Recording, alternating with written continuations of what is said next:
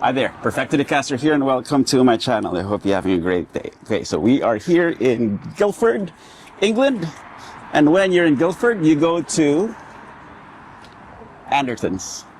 Let's go.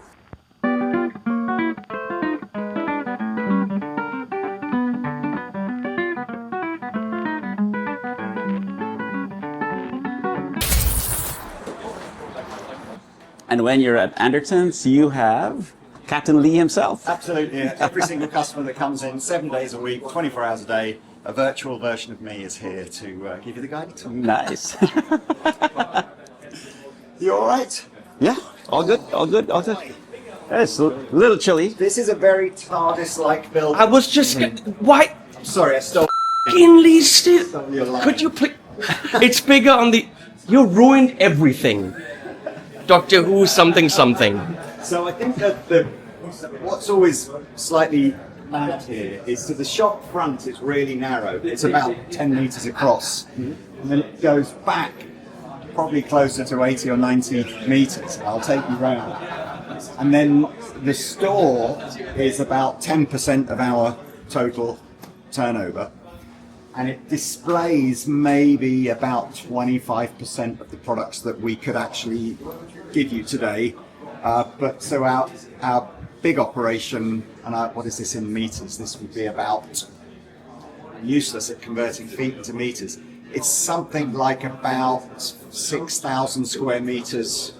So yeah, 60,000 square feet on an industrial estate where it's all just deliveries and. Yeah. I mean, there's still quite a bit of display. We were at Guilford Music, and they're like, "Well, we're showing 3% in our showroom," and we just walked through here, and this is a very different operation than what we saw there.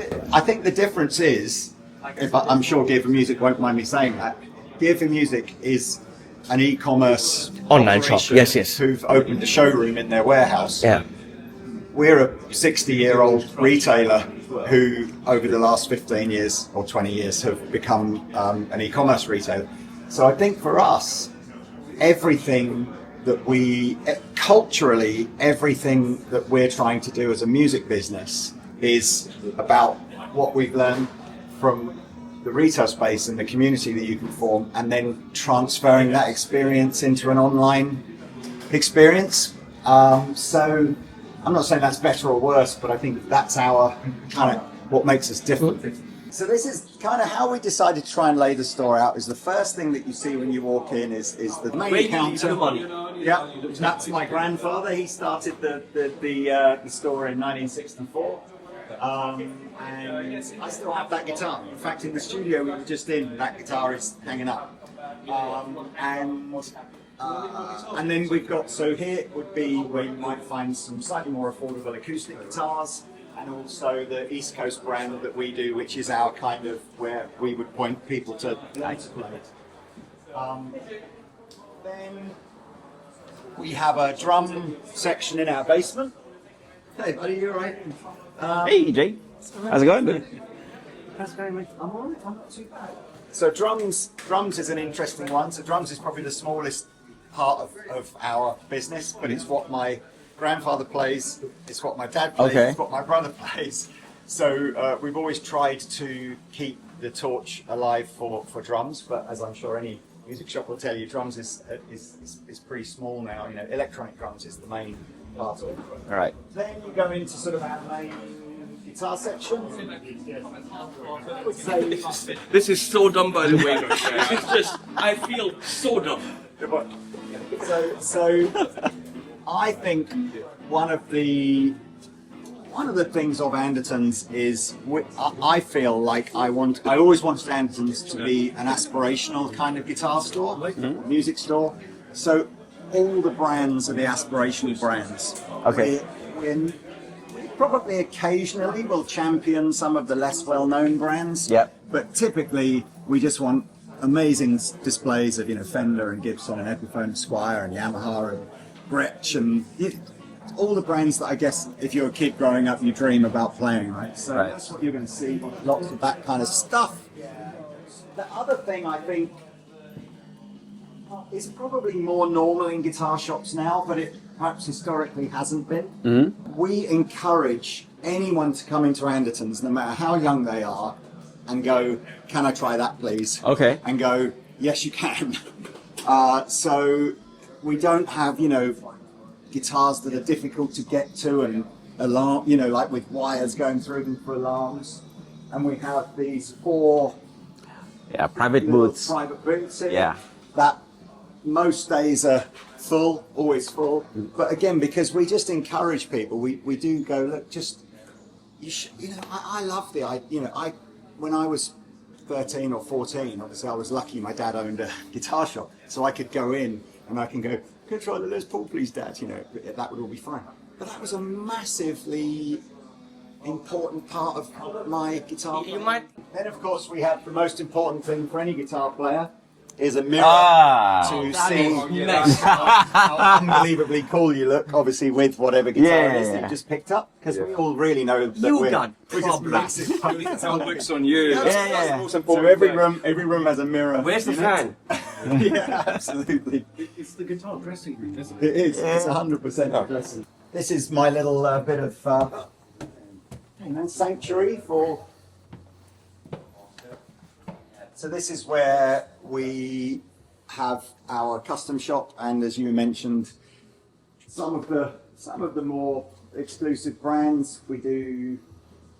We try to fly the European flag a little bit as well. So we do a Danish brand called Hansen. But I think most of the Now we're talking. Go ahead and get into this Best one. band in the world. the band, yes. The songs. And then, but most of it's American, right? So we've got the Fender Gibson PRS, and then some of the less well-known brands like Castro, Rock and Roll Relics, Shabat, as you mentioned. Bachi is another European brand that we do. But so there's some nice guitars in here. Sometimes I always feel like I would probably. I think if I let my heart rule my head, we'd probably invest a bit more in some of those less well-known brands. But from just a pure commercial, who buys what? Yes. Really, at this level, so many people are ticking a dream they've had since they were a kid. Yeah. If it doesn't say Fender or Gibson or PRS on stock, it doesn't tick the dream box. So that's, I think, why you see guitar stores so heavily invested in those 3 brands. How often does it happen where you take a guitar out of the box and say it's not going out there? Oh, that I keep it. It does happen. Funnily enough, the last time that probably did happen was with a Hansen, and it was a very understated silver Strat, and I saw it in here, and I just picked it up to play it, and I went back to my office, and that little thing in the back of my head was just like, that was really good, go back and play it again. And I did that like 3 or 4 days in a row, and I thought, wow, it doesn't happen very often, right? So anyway, so yes. So, what do you think grabs you? Like, what causes that itch in the back of your head to keep you thinking about it? Oh, I'm the same as you, man. It's like the very first thing is the look, right? Okay, yeah. So the look. I almost feel like if you see a guitar that you really love, you're desperate for it to just be good, just be good enough. Like, don't be something bad about it that puts me off. Just be good enough, because I kind of want to own it. So that's the first thing. And I would say at least 75% of the guitars that I own are just ones that I went, oh my God, that thing looks amazing. That's what I want. And then it's quite difficult, isn't it? I think the tone is something that would be number 3 for me. Like look, feel, then tone. There you go. Because feel, I think, is the magic where there's just something, and you don't even know what it is, but there's something that you just go, and it's different for everybody. So a connection. You'll connect to something, and I won't, and I'll connect to something, and you won't. And then I think tonally, that for me, and that's why I think I've got such a passion for amps and pedals, because I think that they are instruments in their own rights. And actually, if I have great tone, or if I feel like I've got great tone, I think that's probably 10% the guitar, 90%.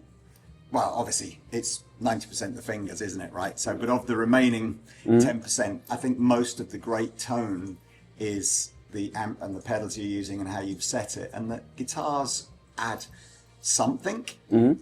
But I think most customers are under the impression that the guitar is a much bigger proportion of the tone, whereas for me, I think, you know, in my head, you know, why does Angus Young get his sound and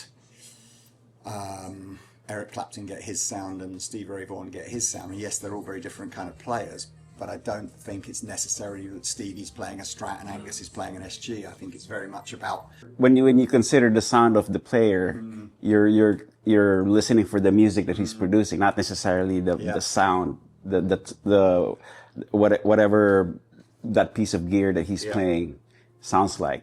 You're hearing his artistry. You're hearing his notes, his licks. But I think what we do is we actually dial in everything to sound like us. Yeah. That's it. Every So tone is in the head.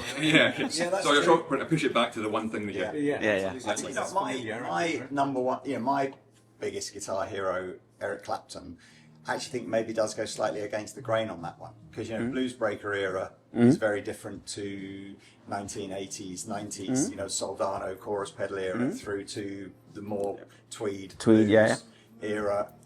So same licks, same guitar player, but actually quite different sounds. But you still recognize him regardless of what amp he played. He's got. Anyway, so then we have another nice room again with an even bigger mirror for you to. Close in front. That's sick. That's it. That's exactly what we need in more guitar shops, please. Yeah, I know. That's a big mirror. Oh, and there's two of them, so you can really see your profile too. Stance and the, You have the band in here, I think. You get the profile. These came up. If I remember rightly, none of these are 10 tops. And yet, gorgeous. on a different day, they absolutely should be 10 yeah. tops. So these are all surprisingly less than you would think. What's your feeling? Do you think guitars are expensive? That's a great question. Do you think guitars are expensive? That's a loaded question. In life? No. No. I can spend $200 and make an album, and I probably can't do that with a trumpet or a harp.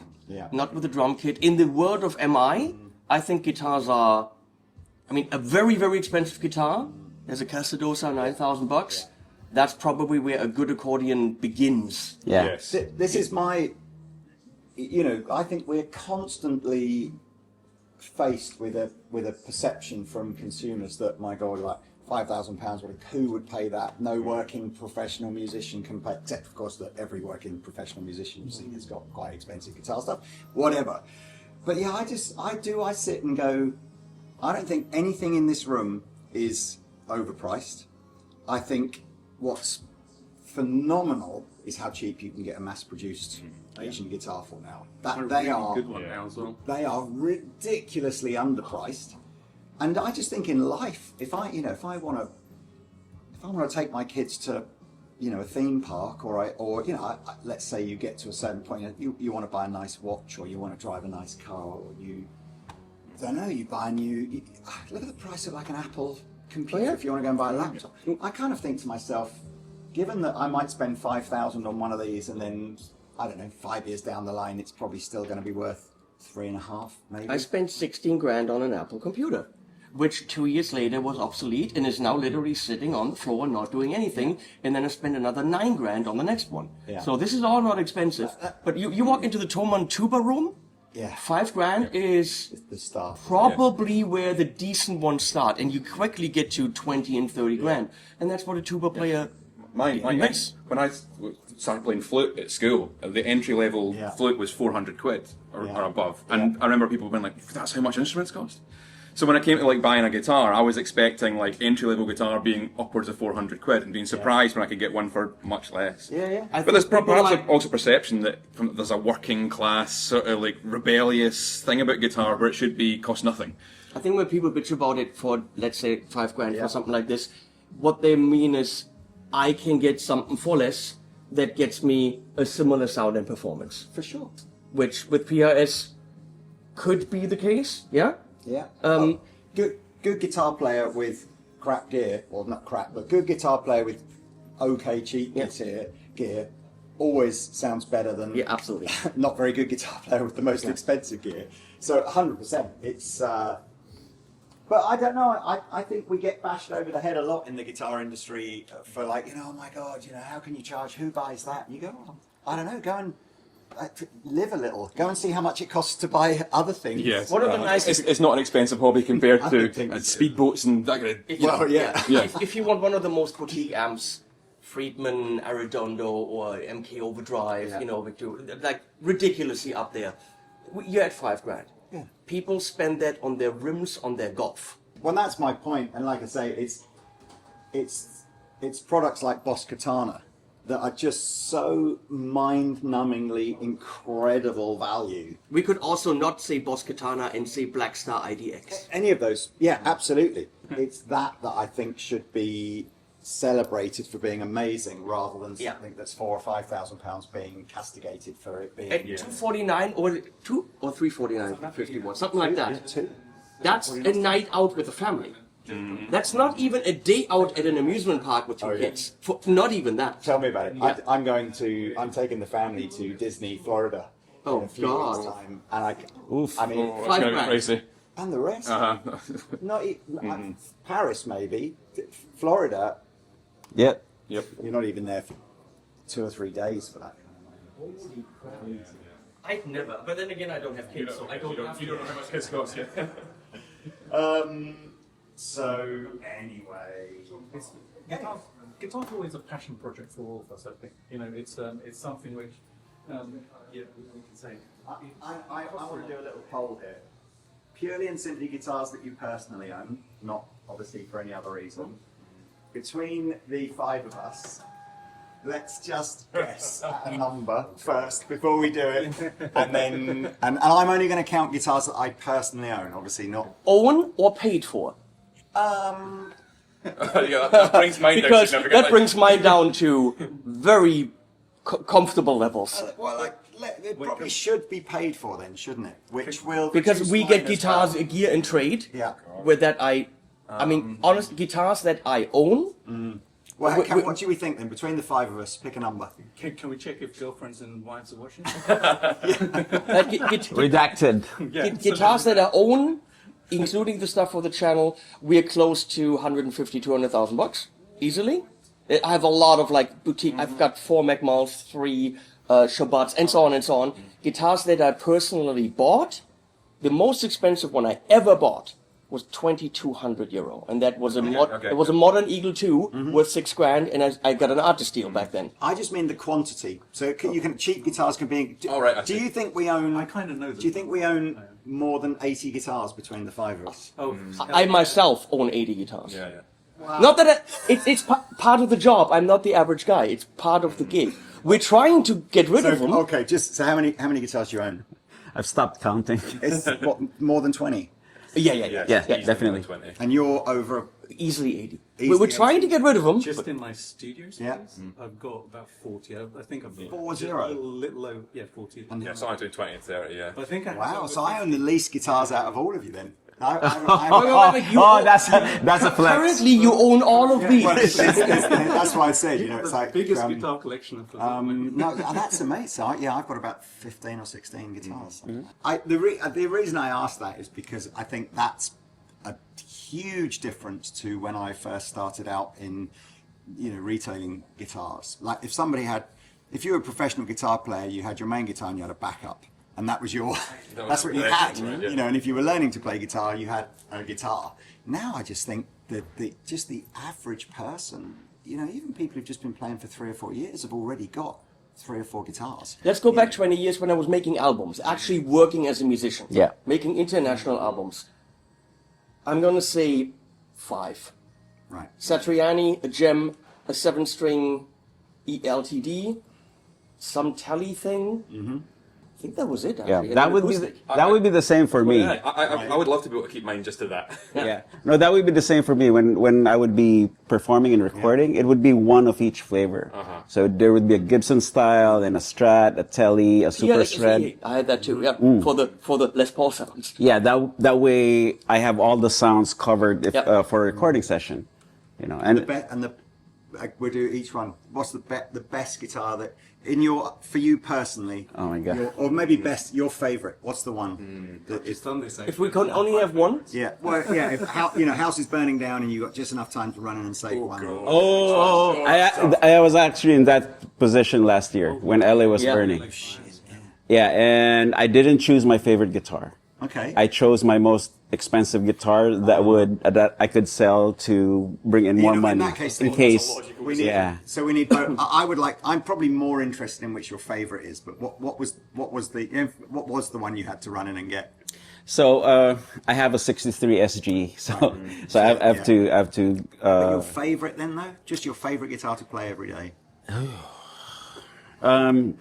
So that's I have two answers for that. Mm-hmm. So one is if I don't want to think and I just want to perform, it would be an Anderson. Mm-hmm. If I want to create, it would be a Shabbat. Amazing. Yeah. And what about yours, Henning? It's weird because it never shows up on the channel because the company doesn't really want to work with me. Because, they got issues with me. But with all the really nice stuff I have, I want to say the Sully, but honestly, I would grab my Modern Eagle too. Right. What was the one you said just before that? Sully, my Sully guitar. guitar. Beautiful guitar. Yeah. I've got some nice guitars that are amazing, but the Modern Eagle 2 has appeared on many albums, and whether I do a country thing or metal or prog or whatever, it will actually do everything. Yeah. But since it's in, that's interesting for these blue ones, since it's nitro, after 20 years now, it's ugly. It was. But it's beautiful. I love the more guitars get beaten up, the more beautiful. No, it was a faded blue jean, right? And now it's a faded yellow greenish. Oh, really? It's not that nitro on blue doesn't look nice, but it's got that rosewood neck, and that guitar does If I had one guitar in the studio, I know I could do any job with it. How about yours? I just did my 5 favorites out. Okay. I have over 50 guitars now, so did a video. The one I'd grab first is and this might surprise people, is a Sterling Luke Blueberry Burst. Absolutely love it. Yeah. I didn't expect it. I have a couple of custom 24s, PRSs. Absolutely adore those. I actually bought those in the 12 months before I bought the Luke, and I was playing those all the time. Luke turns up, and it basically just took over. Just amazing guitar. Is that whole? There's a real mythology around because the most Music Man, but particularly the Luke, has got that very narrow sort of nut width, and that actually once you get familiar with that, it's quite difficult to get comfortable on something else again. Gentle V-neck. It's really nice to play. I've got a Steve Morse and love the crap out of it. Yeah. But again, if I only can pick one, that wouldn't be it. Yeah. What about yours? Honestly, I think it might be the Gibson Flying V. I got the Blackout V from 2001. It was that Gothic one. Yeah. And then personalise it, customise it with gold and brass parts. But it's largely a personalisation thing because it's, I can't get another one because that's what it looks like. So it's that, or perhaps the Caprice, like a hardtail Caprice Strat from 1980, which, How about yours? pretty nice. What would you Yeah, think? I think if I was forced to play one guitar and that was the only one I could ever play forever and ever again, I suspect I'd get bored of it at some point anyway. Yeah. But if it would be Strats. I've got several Strats, and I probably don't know. I mean, I've got a custom shop, and you know what? Actually, every single Strat. I've got a custom shop 54 Strat, which is great. I've got a parts caster, which I kind of did when I was about 18, which I really, really love. I've got one of the new Fender Vintage Lux guitars, which I'm probably using in most videos now because it's just and I've got a handsome Strat copy. I've got probably 5 Strats, and I would usually pick an HSS Strat. I just got a Tyler and made a video saying this is probably the perfect guitar for me. Yeah.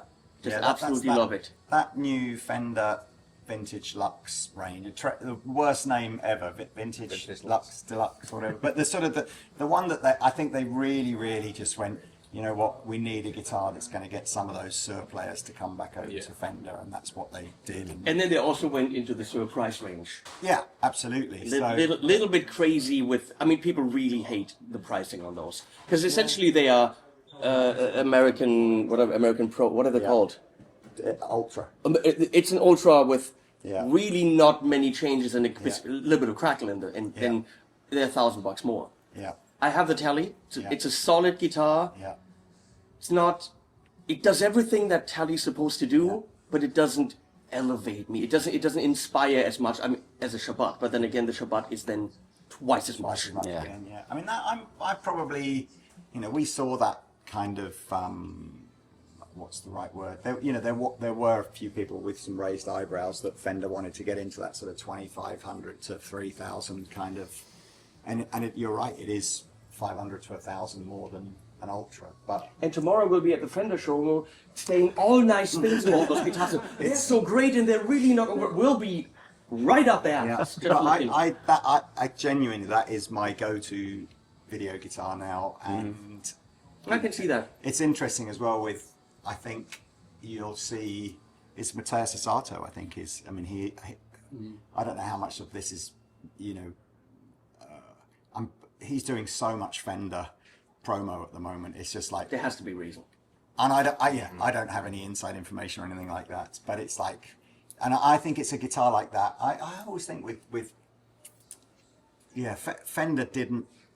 I could understand where the Sur thing fitted, because it was like, you know, Fender did vintage reissues of their guitars brilliantly well, but they always kind of haven't quite hit the mark with that contemporary version of the Strat. Yeah.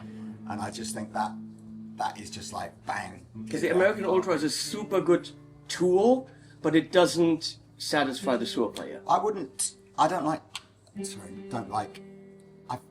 In isolation, if you just gave me an Ultra and play it, I've got nothing but good things to say about it. It does everything that a Strat's supposed to do. But then when you give me another guitar that doesn't have noiseless pickups on it, I end up going, oh, you know what, maybe I do think I prefer the non-noiseless sound to the noiseless sound. And that was what Ultra Lux went, fine, have the regular pickups, have the nitro finish, but still keep things like the neck carve from the Ultra and the... They did the crackle on the nitro and then they painted over it so it doesn't flake off. Right. It looks cracked, but it's not. Right. It doesn't feel like a guitar that actually is aged. It looks aged, but then they still paint it over it. Because they don't do any of the actual damage that you would get. Yeah, right. It's just a. They're solid tools. All the sounds you expect are there, and they're dependable. That's what I would say. I haven't played the Strat. I asked them if they could send me the HSS because I think that would probably be something I'd drag into videos. But now Tyler's making one, so. Here's a question for you guys.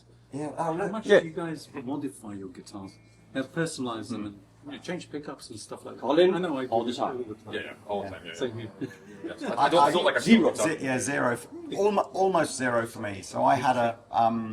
I think there's a journey, right? So if you're still buying relatively affordable guitars, I think 100% chop them up, change things. See, eventually, I think though you get to a point where you go, I don't need to buy another guitar unless it's unbelievable. Like if I play it and I go, oh my god, this is amazing. So if I've bought it because I've played it and gone, oh my god, it's unbelievable.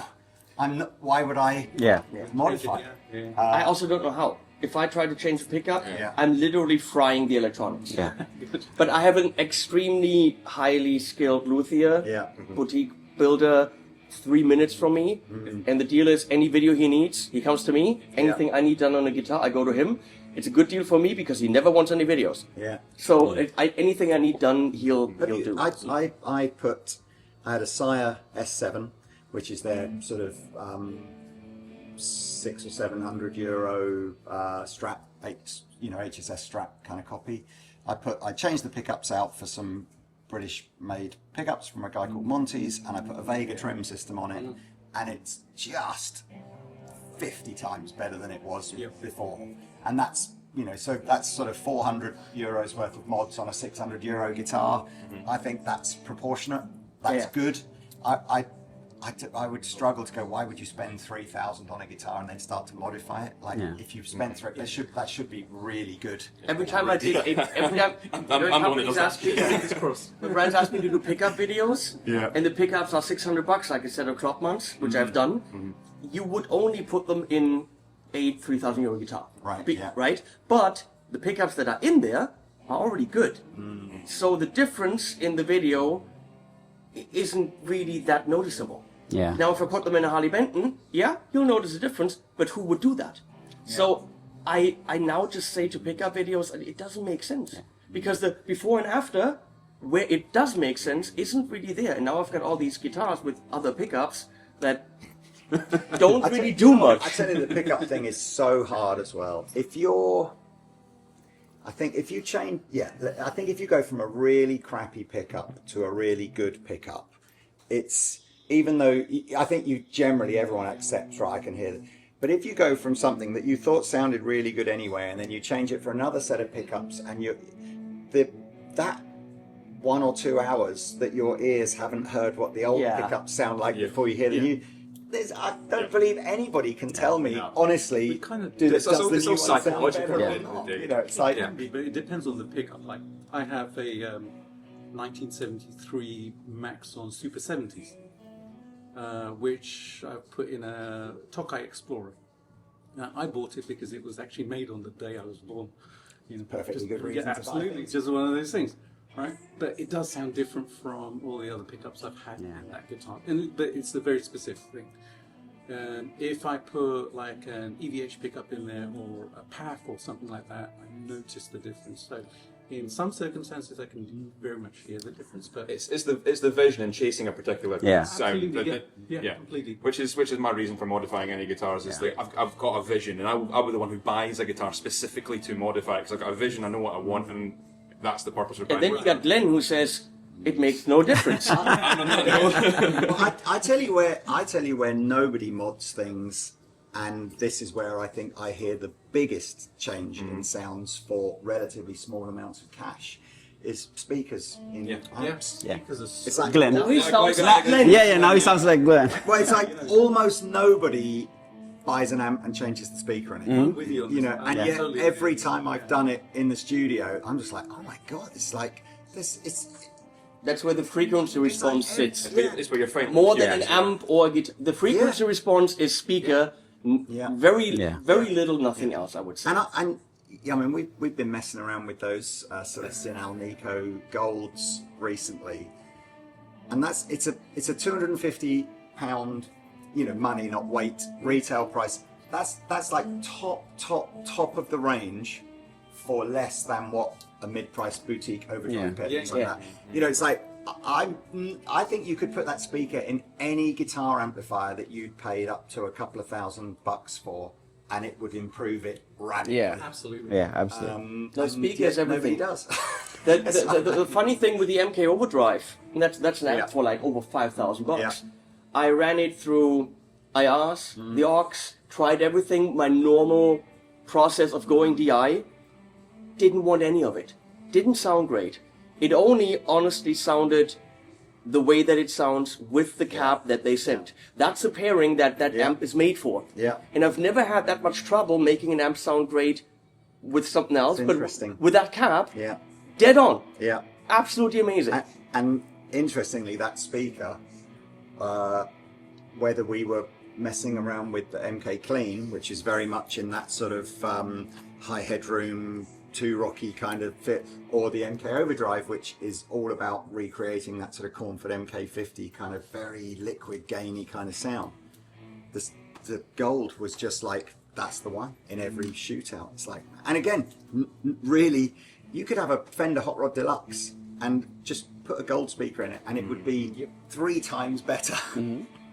I gotta. Usually, I just trust whatever someone builds, but usually, like lately, I'm having some trouble. I've got a coffee caps, latte custom, beautiful cap. Sounds great in the room. Miking it, not getting what I want. And then I mix the videos. I'm like, I'm not happy there. They're building me another one, and Zilla is doing one. It's gonna be interesting because they saw a video where I said, I'm making this cab. It's a cab, not like a New York style cab. Stupid joke. And they comment, oh, we can do this. So Zilla is now working on a custom cab that's all Tolexed like a New York taxi. Like a taxi cab. Like a taxi cab. Oh. Right, good. New York style cab. Yeah. Just landing that joke for you. Yeah. Yeah, thank you. No, I delayed my reaction deliberately. Thank you. In all fairness, almost no one calls a taxi a cab outside Right. of New York, do they? So, It's called an Uber. They actually ordered like checkered Tolex. They want to go all out to make it exactly so I can do that joke every time. And they're also building it in a size so that a full-size head fits on top. Because that beautiful Victory cab that I have, you can't put a full-size 100-watt head on it. it's not wide enough, is it? Yeah. I have a lot of these vertical 212s, Rev and whatever, and I can't use them. Yeah. Well, to answer your question, Jay, instead of modifying guitars, a more important thing would be a personal setup. Yeah. That would make it so much better. Like having the guitar set up to your own playing, because regardless how expensive the guitar is, you might not agree with the setup as it comes out. It's got to feel right to you, right? Yeah, It's kind of like micromillimeters, which actually make a difference to. That I would have said on that front as well. And we've never really talked about this, but I kind of feel like if you're learning to play the guitar and you're going to put, I don't know, 100 hours worth of practice in over the first year or whatever it works out to be. I actually think you'd get a lot from taking 10 of those hours and just watching videos about how to set your guitar up. It's almost as important, isn't it? I think like to being a good guitar player, you really ought to know how do I not just restring it, but how do I make sure the intonation is okay and that the next. I suck at that big time. I'm very bad at it. I don't really know how to set up a guitar. Oh, speaking of restringing, that's the biggest mod you can do to your guitar. Change the strings. Regularly. Change the strings, But strings are expensive. Yeah. That's why we have string endorsements, right? Yeah, that was the. I think it was a guy called Bob Geldof, but he got asked in an interview once, what are your favourite strings? And he just said, whichever ones I got sent for free. That's kind of what I say. Yeah. But is it expensive? I mean, I'm quite fortunate in that I've never been sucked into the expensive plectrum or expensive string thing. So that like plectrums, 50p plectrums, fine, and strings is only ball regular slinky, the $5 set.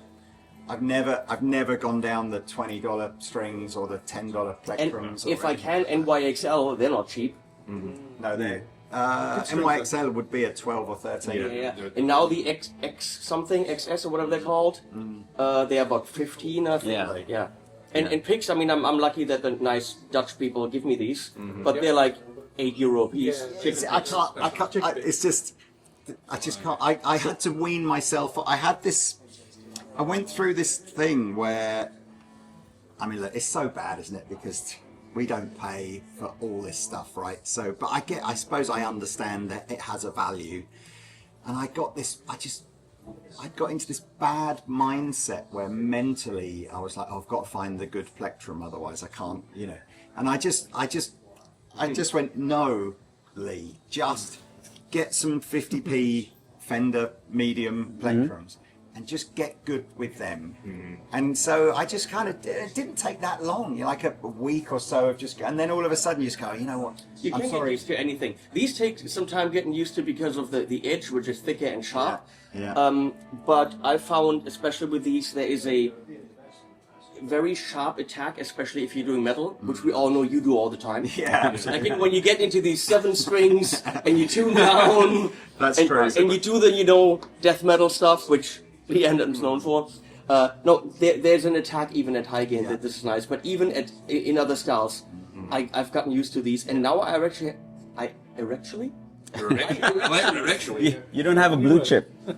I think Justin Sandico plays those, and but they're like the 40, 50 or more, yeah. $35. Okay. Yeah. Wow. You know I'm the guitar player in Sleep Token, though, don't you? You saying that all the time. I don't know. That's my, We had a suspicion. I'm just saying. I obviously can't tell you that officially, so please don't put 8 strings only. Only that string, actually. Nothing else. My big spend, which is kind of like it's become a little bit of an obsession over, I think, about 6 or 7 years, is buying Mollard tubes.